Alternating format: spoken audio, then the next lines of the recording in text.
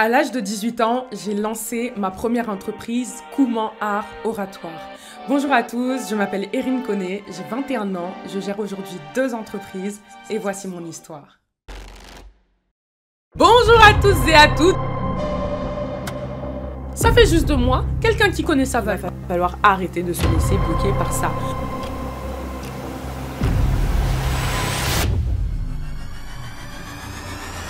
Kouman Art Oratoire.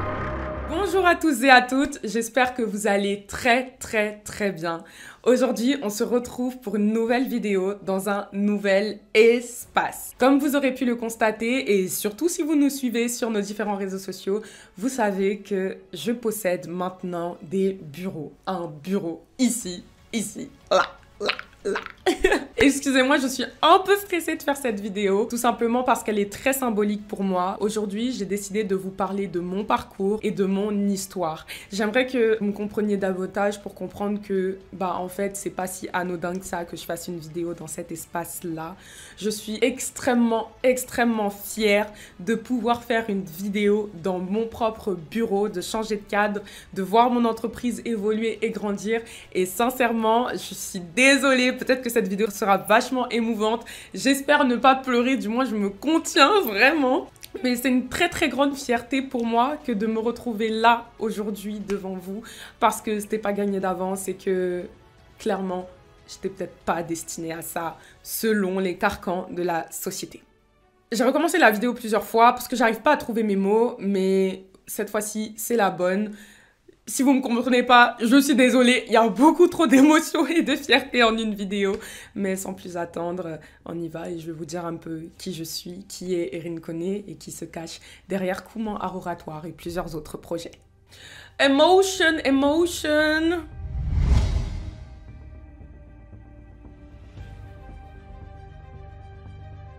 J'aime résumer mon histoire en une phrase en disant que je suis née pauvre dans des quartiers aisés. Ça, c'est une phrase d'ailleurs que mes parents détestent quand ils l'entendent. Ils disent non, mais si, mais ça, etc. Mais c'est la vérité. Je suis née dans le chic quartier de Neuilly-sur-Seine un 20 juin 2001. Donc oui, je suis un enfant des années 2000 pour ceux qui ne le savaient pas. Je suis née à Neuilly, j'ai grandi à Courbevoie et j'ai eu une enfance globalement heureuse malgré ses hauts et ses bas. Très tôt, j'ai connu ce que c'était que le mépris vis-à-vis de moi, de ma personne, de mes parents, etc. Parce que dans la ville où j'habitais, on savait en fait les métiers que faisaient mes parents, puisque ma mère travaillait dans la ville en tant que nounou et mon père, lui, en tant que maître chien, donc on le voyait sortir avec le chien, etc. Au-delà de ça, je vivais dans un appartement de 9 mètres carrés, donc qui fait à peu près la taille de mon bureau aujourd'hui. Quelque part, j'ai toujours su que j'étais différente et minoritaire de par ma couleur de peau, parce que j'ai grandi dans un environnement assez occidental. En même temps, c'est logique, je suis née en France, mais je veux dire par là qu'il n'y avait pas beaucoup de diversité et que j'étais très souvent la seule noire de ma classe ou l'une des seules noires de tous les environnements d'ailleurs que j'ai pu fréquenter. Donc, dès le départ, j'ai toujours été une minorité, que ce soit ethnique ou bien sociale, du fait que j'ai grandi dans un milieu avec des gens globalement aisés. Ça m'a jamais vraiment dérangé de pas avoir les mêmes moyens financiers parce que mes parents ont toujours réussi à pallier et au final, je réussissais toujours à obtenir ce que je voulais, même si peut-être ça prenait un peu plus de temps que les autres. À la fin, mes parents faisaient en sorte de combler mes besoins. Je suis l'aînée d'une fratrie de plusieurs enfants. Donc il y a moi, Erin, 21 ans actuellement au moment où la vidéo est tournée. Et puis après moi, il y a Brian. Brian qui a 20 ans. Souvent, quand on était petits, on aimait bien dire qu'on était jumeaux. Parce que vu que nos âges sont rapprochés, ça faisait stylé de dire qu'on était frères jumeaux. Nous deux, c'était amour-haine, mais vraiment, aujourd'hui, c'est l'amour fou. D'ailleurs, je lui fais un coucou parce qu'il fait ses études aux États-Unis et qu'il fait du basket. Il est athlète aujourd'hui. Après ça, on a Imran qui est né en 2008 et enfin on a Yanis qui lui est né en 2013. Donc, quelque part, j'ai toujours eu ce rôle de la plus grande, la grande sœur, etc. Et j'étais une grande sœur exemplaire, je ne sais pas. En tout cas, j'ai fait du mieux que j'ai pu. Mais je pense que dans mon enfance, ce qui a été le plus difficile, c'est le fait de voir en fait le mépris de tous les gens qu'il y avait autour autour de nous, que ce soit le mépris des professeurs ou même le mépris des parents d'élèves, parce que je me rappelle que les parents ne saluaient même pas les miens quand ils les voyaient dehors, quand ils les voyaient à l'extérieur. Je me rappelle que quand je disais bonjour à une copine comme ça que je croisais dans le quartier, bah, les parents nous regardaient et puis ils répondaient pas parce qu'il y avait des préjugés, il y avait des a priori sur notre condition sociale. J'ai toujours été une élève vachement volontaire, qui participait, qui était toujours là, au taquet en classe, qui voulait toujours lire, qui voulait toujours lever la main, qui voulait toujours passer au tableau. Donc en fait, très tôt, j'avais ce côté prise d'initiative là et très tôt, j'avais vraiment envie d'être un peu partout et sur tous les fronts. J'étais également super bavarde, mais une enfant vraiment quackmato.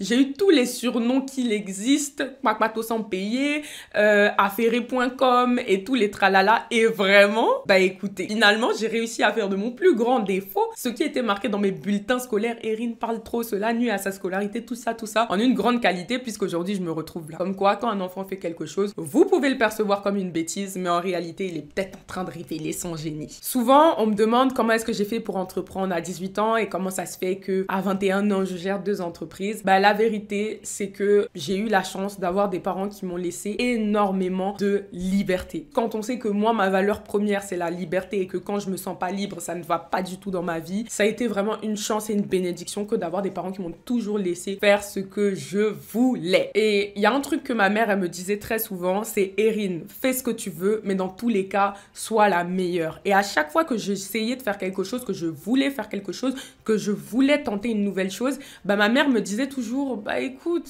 fais ce que tu veux, hein, c'est ta vie, c'est tes choix, tant que tu es dans le droit chemin, continue. Et quelque part, c'est ça qui m'a poussée à avancer, c'est ça qui m'a poussée à continuer, parce que j'avais des parents qui m'obligeaient à faire les propres choix de ma vie.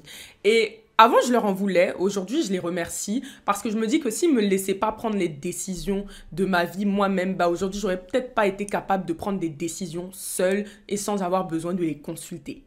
Donc j'étais cette élève-là qui, au spectacle de fin d'année, avait le premier rôle parce que quand on proposait la répartition des rôles, elle était toujours au taquet. Peut-être un des événements qui m'a le plus marqué dans toutes ces années-là, c'était le mépris de ma professeure. Je sais pas, j'avais l'impression qu'elle s'acharnait sur moi, ma maîtresse de l'époque. Et un jour, elle m'a fait un truc qui jusqu'aujourd'hui m'est resté là. C'est qu'elle avait proposé aux élèves qui savaient déjà lire de faire un exercice supplémentaire. Et moi, à cette époque-là, je savais lire, donc j'étais partante pour faire ce devoir supplémentaire là. Et lorsque je suis allée la voir pour lui demander si je pouvais avoir la feuille d'exercice pour faire ce devoir, elle m'a répondu: oh mais j'ai dit que c'était pour les élèves qui étaient bons, j'ai dit que c'était pour les élèves qui savaient lire, mais c'est pas possible ça. Et elle m'a balancé les feuilles à la figure.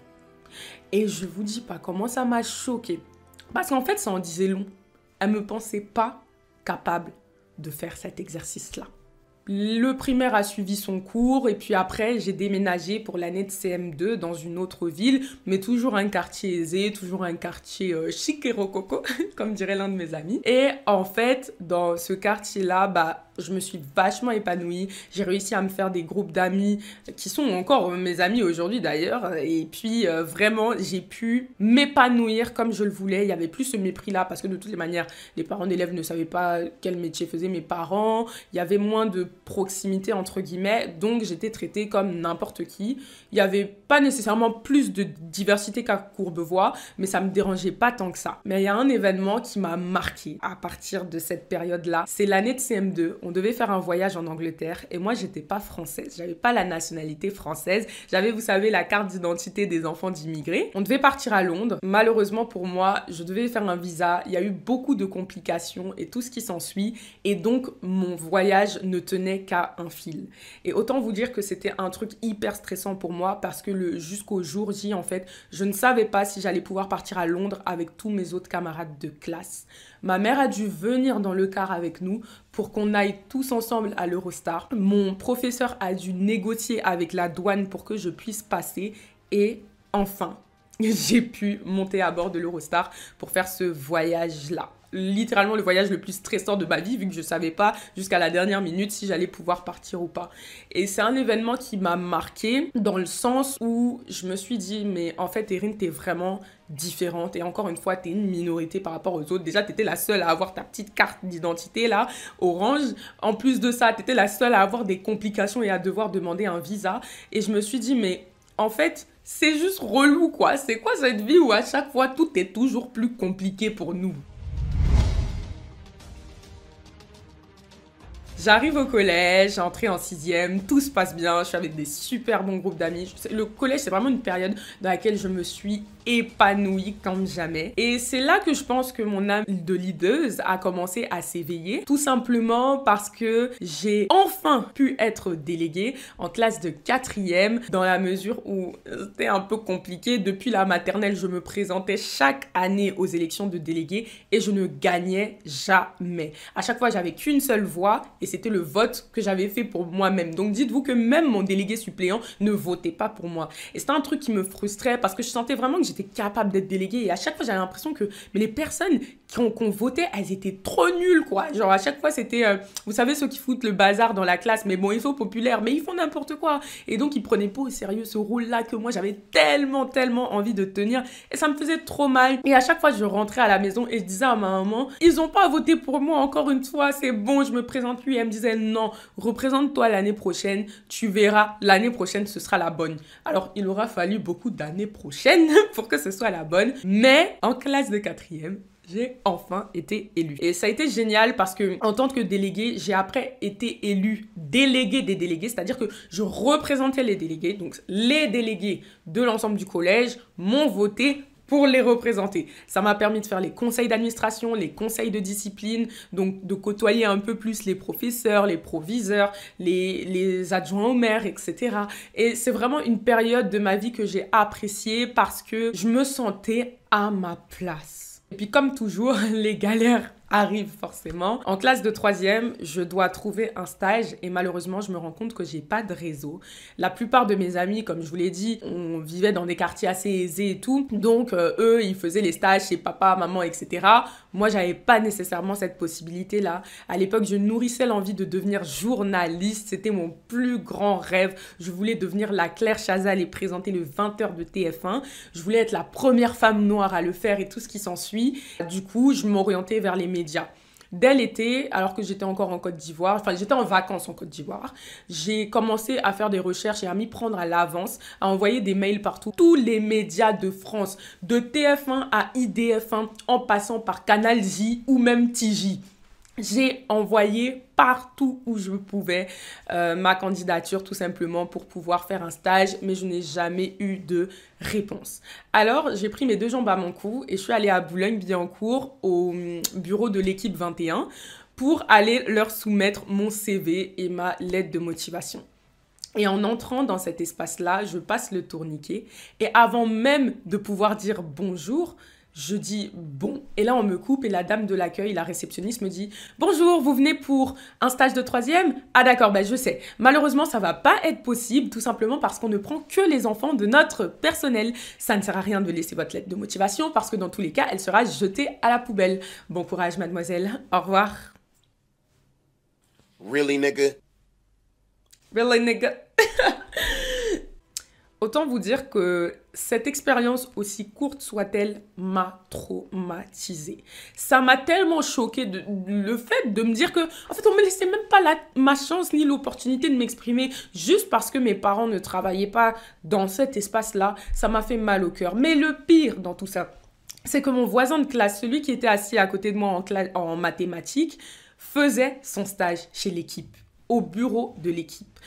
Donc, pour les personnes qui ne connaissent pas, pardon, je n'ai pas contextualisé, mais l'équipe, c'est un journal sportif. Et ils ont également une chaîne de télévision et tout un tralala de présence médiatique. Donc, ils sont assez connus. Et je me rappelle qu'au moment de se demander où on fait nos stages, je me retourne vers lui et je lui demande « Alors, toi, tu fais ton stage où ?» Et il me dit « Bah, moi, je le fais chez l'équipe. » Et je lui dis « Oh !» Mais comment t'as fait? Et il dit, bah, j'ai ma tante qui travaille là-bas et tout. Et je lui dis, ah, ok, et ça t'intéresse? Et il dit, bah non, pas du tout. Moi, j'ai envie de devenir ingénieur. Ça me saoule de faire mon stage là-bas. Et ça m'avait tellement brisé le cœur parce que je me suis dit, ils préféreront prendre des enfants d'eux, donc 2 membres de leur personnel, plutôt que de laisser la chance à des gens qui ont vraiment envie de travailler pour eux. Et ça, non, franchement, ça m'a brisé. Et à partir de ce moment-là, je me suis dit, bah, tu sais quoi, moi, je vais me créer mon réseau et puis je vais avoir les opportunités que je mérite parce qu'il est hors de question que je sois limitée dans ma vie parce que je ne connais pas X ou Y. Donc, vous voyez, dans mon parcours, j'ai beaucoup été motivée par cette colère en fait, de me dire qu'à chaque fois je suis minoritaire, à chaque fois on me regarde de haut, on me prend de haut, j'ai pas de réseau, etc. Et c'est tout ça qui m'a donné la niaque et l'envie d'avancer. En plus, mes parents me disaient toujours, travaille bien à l'école, parce que si tu travailles bien, tu auras un bon travail et tu pourras être bien dans ta vie parce que tu auras un bon salaire. Donc, l'entrepreneuriat à ce moment-là, ça venait pas du tout dans ma tête, mais j'étais en mode, je vais bien travailler et puis je vais aller au JT de 20h. Qu'il pleuve ou qu'il neige, je serai la présentatrice du JT. C'est tout, c'était pas plus compliqué que ça. Dans la foulée, dans la période de mes années collège, à l'âge de 13 ans, je lance ma première chaîne YouTube, Whoopi Riri. Une chaîne qui existe toujours. D'ailleurs, il y a pas mal de personnes qui viennent en commentaire souvent en disant oh, mais Whoopi Riri, c'est toi? Mais oh my god, t'as tellement grandi, etc.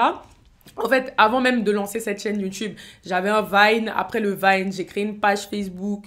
Et puis après la page Facebook, c'est comme ça que je suis arrivée sur YouTube. Tout simplement parce qu'en réalité, j'ai toujours voulu faire des vidéos YouTube. Mais malheureusement, ma mère ne voulait pas. Vous savez, ma mère est très différente de moi. Elle est timide, elle est calme, elle est réservée. Pas d'exposition publique. Tout ça là, c'est vraiment pas son délire. Mais moi, j'adore le feu des projecteurs, la lumière et tout ce qui s'ensuit. Donc, c'était très compliqué pour elle parce que bah, je la comprends, c'est une maman, elle se disait, si elle s'expose sur Internet, elle va être exposée aux critiques, aux insultes, etc. Et c'est quelque chose qu'elle ne voulait pas avoir à vivre, à subir et à supporter. Mais bon, comme moi, je n'en fais toujours qu'à ma tête, hein, j'ai une étiquette de rebelle dans ma famille, donc j'assume, j'accepte. Et ben, ce qui s'est passé, c'est que j'ai démarré ma chaîne YouTube en cachette. Mais pour vous dire exactement comment j'ai commencé cette chaîne, parce que ça, c'est le plus drôle, c'est que j'ai dit à mes parents que je voulais créer un blog et que donc j'avais besoin d'un appareil photo pour prendre des photos. Le blog, il a vraiment existé, hein. Il s'appelait Erin Note Pro même. Et puis, en fait, ça m'a saoulée parce que moi, écrire des articles de blog, ça me fatigue. Et donc, finalement, j'ai détourné l'usage de cette caméra pour en faire des vidéos, puisqu'elle faisait photos et vidéos. Donc, c'est comme ça que je suis arrivée sur YouTube. Et puis, un jour, je me suis fait choper par ma mère. Et puis, ce fut un moment un peu compliqué, hein, mais bon, ma foi, c'était déjà fait. Il y avait déjà même une quinzaine, vingtaine de vidéos, donc... elle a accepté. Hein.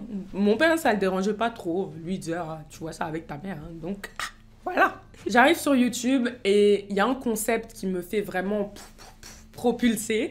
C'est les vlogs en Côte d'Ivoire. Si vous ne le savez pas, je suis d'origine ivoirienne. Donc, je suis Djoula pour les personnes qui se demandent. Bon, je sais, Djoula n'est pas une ethnie. On me l'a dit énormément de fois sur Whoopi Riri, Malinké. Bon, appelez ça comme vous voulez. En tout cas, vous avez compris d'où je viens. Et j'allais partir 2 mois en vacances en Côte d'Ivoire en classe de 4e. Et puis j'étais trop contente. Donc j'ai dit ça à l'un de mes camarades de classe. Et je vous le rappelle, on recontextualise, j'ai grandi dans des milieux blancs où il y avait très peu de noirs. Donc les connaissances sur l'Afrique, il n'y avait pas. Et ce camarade de classe là m'a dit « Oh, mais ma pauvre, mais comment tu vas faire? Attends, aller 2 mois en Afrique dans la savane avec les lions, dormir par terre, mais comment tu vas survivre? » Mais en fait, il était hyper sérieux. C'était même pas pour insulter ou critiquer, c'était vraiment ce qu'il pensait. Et je me suis dit, mais attends, mais mon ami, là, moi, quand je vais à Babi, je suis très bien quand je vais en Côte d'Ivoire. Donc, ton histoire de savane, jungle, je sais pas quoi, je sais pas si tu penses qu'on est dans le Kirikou, mais c'est faux. Mon ami, je sais pas qui t'a dit ça, mais c'est faux. Comme dirait Nadjelika, c'est faux. Et donc, je me suis dit, bah, tu sais quoi, moi, je vais filmer mes vacances, je vais aller à Abidjan, je vais les filmer et vous allez tous regarder. Et c'est comme ça que l'idée de faire des vlogs en Côte d'Ivoire est née, parce qu'en plus de ça, à l'époque, sur YouTube, il y avait très peu de personnes qui faisaient des vlogs en Côte d'Ivoire. Il y avait juste une personne qui avait une chaîne et qui avait fait des vlogs, mais c'était même pas ouf. Donc, c'est comme ça que j'ai démarré une série où je filmais mes vacances en Côte d'Ivoire. Ça a marché parce que c'était un produit rare, c'était quelque chose qu'il n'y avait pas. Il y avait des vlogs en Espagne, au Maroc, en Crète, en Grèce, partout, en Occident, mais il n'y avait pas de vlogs en Afrique, en fait, très peu. Donc, j'ai été parmi les précurseuses précurstrice. Ah, voilà, oratoire, hein, voilà.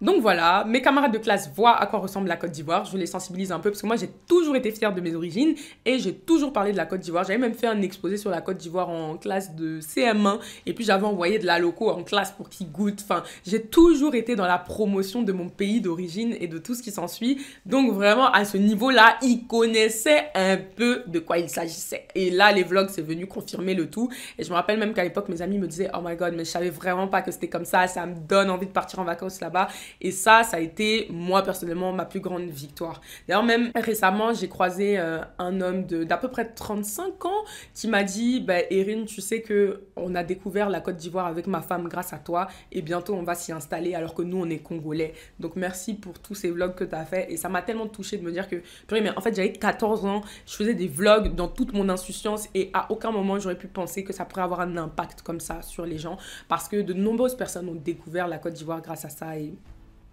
thanks a lot.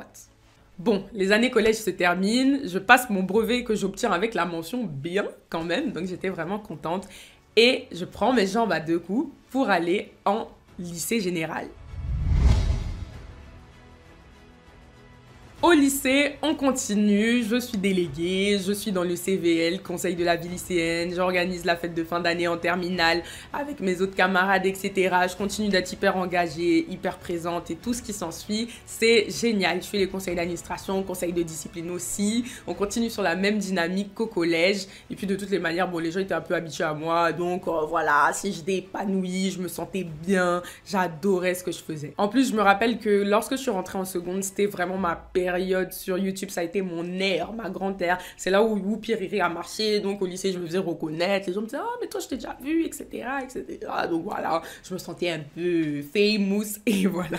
En classe de première, en anglais, on a un travail. Notre professeur nous demande de faire un discours. Alors, avec mon niveau d'anglais rocambolesque, je fais ce fameux discours en langue anglaise. Et en fait, au-delà d'un exercice, au-delà d'un travail, j'ai découvert une vraie passion parce que je me suis rendu compte que j'adorais faire des discours. Et je savais pas, en fait, dans quelle mesure on pourrait être amené à faire des discours. Mais une chose était sûre, c'est que j'avais grave kiffé le faire en classe et que, bah, voilà, c'est un truc qui m'avait marqué. Dans la foulée, entre la classe de première et de terminale, déjà, je rentre en première ES, donc économique et sociale. Et lorsque je suis dans cette période-là de première terminale, je découvre le monde de l'éloquence, je découvre le film qui s'appelle À voix haute, le film documentaire et tout ce qui va avec. Et je me dis, mais attends, c'est génial, je veux faire des concours d'éloquence. D'ailleurs, même les concours d'éloquence en tant que tels, je les ai découverts grâce à une vidéo YouTube que j'avais trouvé, mais par le pur des hasards, une vidéo qui m'avait été recommandée et que j'avais vraiment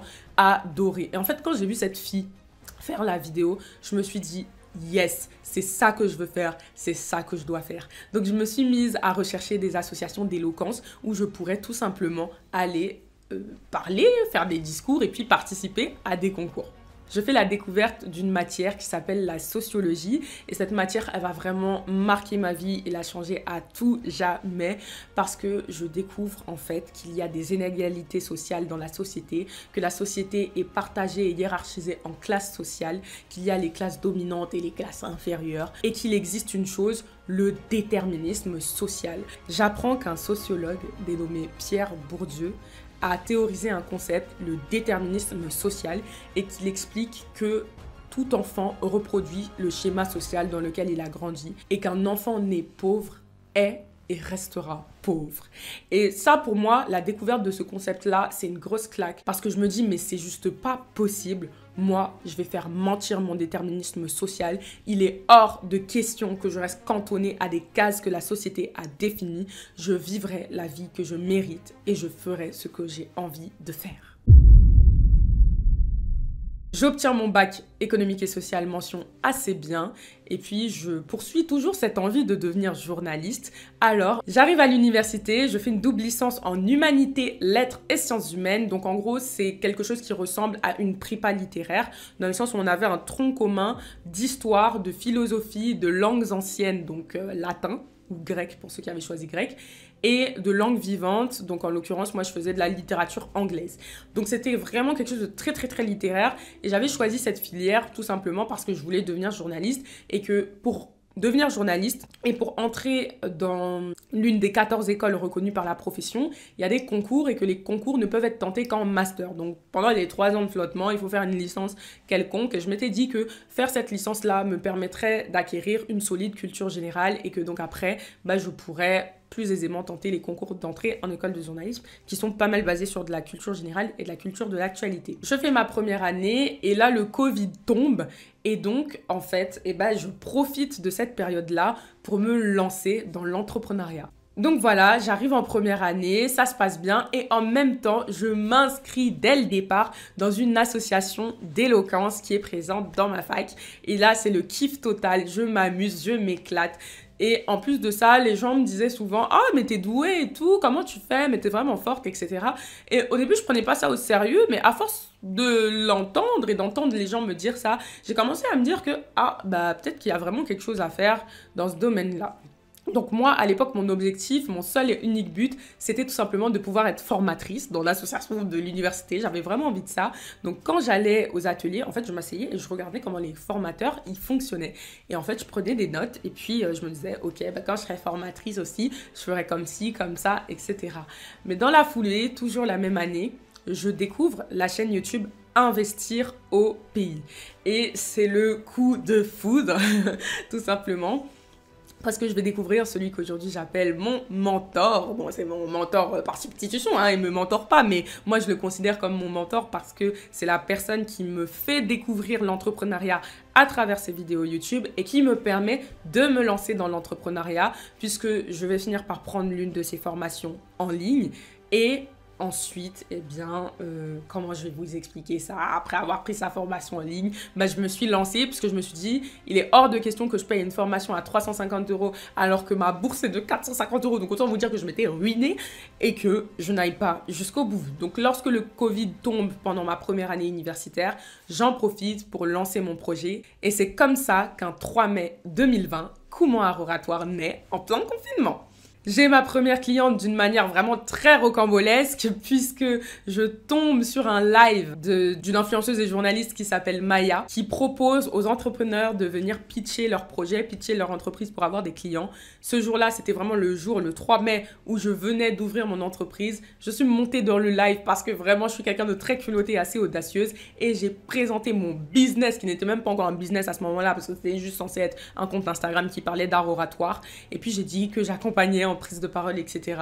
À la suite de ça, j'ai eu des clients. Donc, le premier jour de création de mon entreprise en prise de parole en public, j'ai des clients. C'était juste incroyable. Et puis, dans la foulée, je savais pas trop quoi proposer à ma cliente. Alors, ce qui s'est passé, c'est que je lui ai dit, oui, on va faire une séance d'essai dans une semaine. Et pendant une semaine, j'ai bricolé quelques petits trucs. Et en fait, elle a kiffé. Elle m'a dit qu'elle voulait un accompagnement. Et je lui ai dit, ok, je suis un peu overbookée. Donc, dans une semaine, on va faire l'accompagnement. Et pendant une semaine, j'ai commencé à faire des recherches pour savoir comment on construit un accompagnement, qu'est-ce qu'on dit en prise de parole. J'ai déjà des connaissances, mais il fallait structurer le tout. À la base, j'avais pas prévu que ça devienne un business aussitôt. Donc là, j'étais vraiment lancée dans le grand bain. Je finis ma première année universitaire, je passe en deuxième année et là vraiment je sens que je suis plus du tout épanouie dans ce que je fais. Ça devient vraiment très très très difficile pour moi de tenir la cadence. Alors je décide en troisième année de me réorienter en licence d'information communication. Donc j'ai fait une passerelle, j'ai pas eu à redoubler. C'est juste que plutôt que de faire ma troisième année en humanité où j'allais avoir un double diplôme, d'ailleurs pas mal de personnes de mon entourage me disaient mais Erin reste, t'es en double licence, ça va te faire 2 licences, etc. Mais j'étais plus épanouie. Alors je suis partie et en infocom, j'ai vécu ma meilleure vie. J'ai fini par obtenir ma licence avec une mention bien, 15 de moyenne, 15,5 même, je sais plus, 15,5 de moyenne et j'ai juste kiffé ma life. Après Comment Art Oratoire, j'ai décidé de créer ma seconde entreprise, le mouvement de la génération déclassée. Un mouvement qui encadre toutes les personnes qui veulent briser le plafond de verre. Donc, je fais des événements, je fais des formations. J'ai un podcast qui s'appelle La Génération Déclassée. C'est vrai que sur la chaîne de Comment Art Oratoire, je fais pas forcément la promotion de mon deuxième business parce que c'est pas forcément lié. D'ailleurs, si vous souhaitez que j'en parle un peu plus sur cette chaîne, même si c'est une chaîne dédiée à la communication et tout, n'hésitez pas à me le faire savoir en commentaire. Et après la création du mouvement de la génération déclassée et de tout ce qu'il en a suivi, j'ai rejoint le projet Golden Impact, ce qui m'a permis d'organiser 3 conférences, une à Abidjan en août 2021, une suivante à Paris en mars. Oui, en mars 2021. Et enfin, une troisième à Abidjan, encore une fois, au Noom Hotel en 2022. Projet que j'ai aujourd'hui quitté, mais j'ai été la cofondatrice de Golden Impact. Et donc, pendant un temps, j'ai eu 3 entreprises à gérer à l'âge de 21 ans. Voilà. S'en est suivi l'été 2022, une grande traversée du désert parce que je n'en pouvais plus. J'étais littéralement au bout de ma vie, dans le sens où j'ai été beaucoup surmenée cette année 2022. J'ai beaucoup travaillé, j'ai eu pas mal de projets, j'ai eu de belles évolutions et tout ce qui s'en suivait. Mais j'étais plus en accord avec cette entreprise en prise de parole, Koumans Art Oratoire. Et je voulais changer de business model parce que coacher et accompagner les personnes en prise de parole de manière individuelle ne me plaisait plus. C'est comme ça que j'ai fait un rebranding, que j'ai relancé l'entreprise et que Koumans Art Oratoire est devenu un cabinet de conseil en gestion d'image publique et que maintenant je travaille avec les entrepreneurs chefs d'entreprise, les personnalités politiques ainsi que les influenceurs sur leur image publique. J'ai également pris la décision cette fin d'année de réduire un petit peu mes activités au niveau de Koumans Art Oratoire pour laisser plus de place au mouvement de la génération déclassée qui est ma mission de vie. Ce business-là, il est vraiment aligné avec moi. Il est basé sur tout ce que j'aime, le déterminisme social, le mindset et tout ce qui s'ensuit parce que ma mission première et ma mission de vie, c'est de permettre aux gens de briser les chaînes mentales qui les lient et de tout simplement briser les pensées limitantes qu'ils ont. Donc c'est vrai que, comme je vous l'ai dit, je parle pas beaucoup de mes autres activités ici. Aujourd'hui, c'est l'occasion parce que j'ai décidé de faire une vidéo globale pour raconter vraiment tout mon parcours et pas juste me limiter à mon parcours par rapport à Koumans Art Oratoire. Donc j'espère que ça vous aura pas trop perdu et trop perturbé. Et puis de toutes les manières, si vous souhaitez plus d'informations sur la génération déclassée, tout ce qui s'ensuit, on vous met les réseaux sociaux.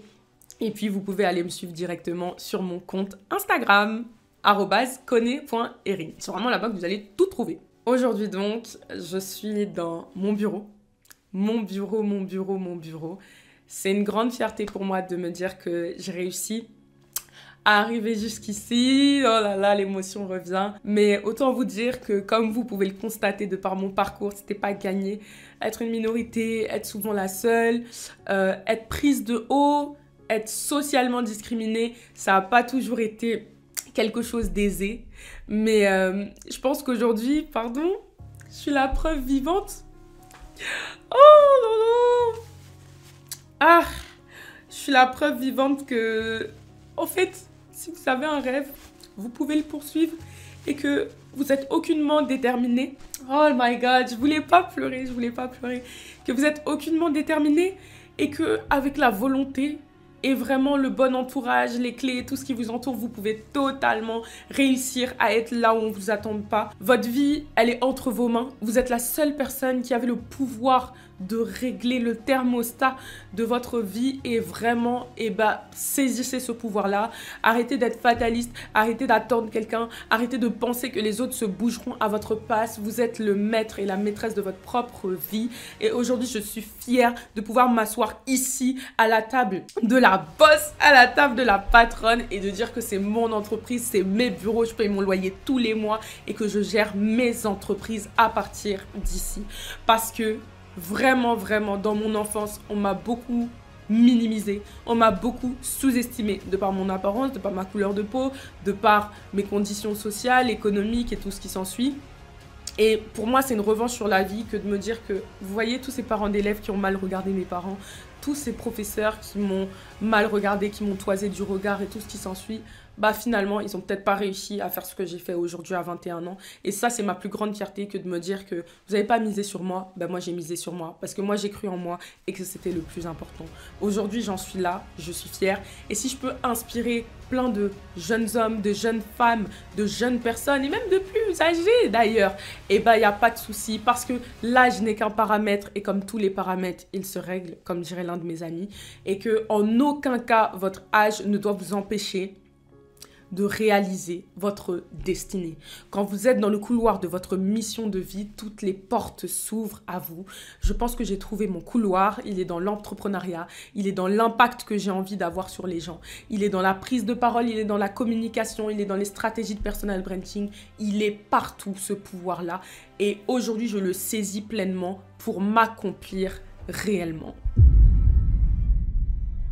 Dans une prochaine vidéo, j'aurai peut-être l'occasion de vous faire un petit tour du bureau, de cet espace qui est magnifique parce qu'en plus on est bien situé, on est en Île-de-France. Bon, je ne vais pas préciser plus que ça.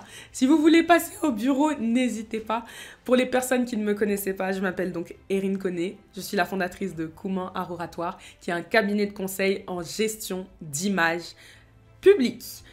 Si vous souhaitez télécharger nos différents e-books, vous pouvez cliquer dessus. Mais surtout, si vous souhaitez améliorer vos compétences en prise de parole, eh bien les amis, on a 2 formations en ligne qui existent et qui vous aideront à vous exprimer en public. Elles se suivent seules, en autonomie, et elles vont vraiment vous permettre de créer l'effet waouh lorsque vous vous exprimez. Si cette vidéo vous a parlé, n'hésitez pas à la partager sur vos différents réseaux sociaux. N'oubliez pas de me laisser un commentaire pour me faire un petit retour, me laisser quelques petits mots. J'adore vous lire et vous répondre. Et enfin, n'hésitez pas à vous abonner à la chaîne YouTube de Kouman Art Oratoire si cette vidéo vous a plu. Voilà, aujourd'hui vous en savez un peu plus sur moi, sur la personne qui se cache derrière cette entreprise-là. Récemment, j'ai pu être récompensée par Investir au pays, Philippe Simo. Donc vous comprenez à quel point c'est hautement symbolique pour moi que d'avoir pu être récompensée devant 1600 personnes, d'avoir été validée devant un public constitué de personnalités comme Tion Yang, comme Maureen Haïté, comme Kelly Massol, comme Shina Donia, comme Bertin Tchofo et tout ce qui s'ensuit, parce qu'on vient de loin. On a travaillé dur et aujourd'hui ça paye parce qu'on est remercié publiquement. Donc merci aussi à vous qui me suivez constamment parce que ça fait vraiment, vraiment, vraiment plaisir. Ce n'est que le début de ce parcours entrepreneurial, ce n'est que le début de cette vie-là, ce n'est que le début de ma vie professionnelle et j'ai hâte de pouvoir grandir à vos côtés. Merci de m'avoir suivi et à très vite. Au revoir.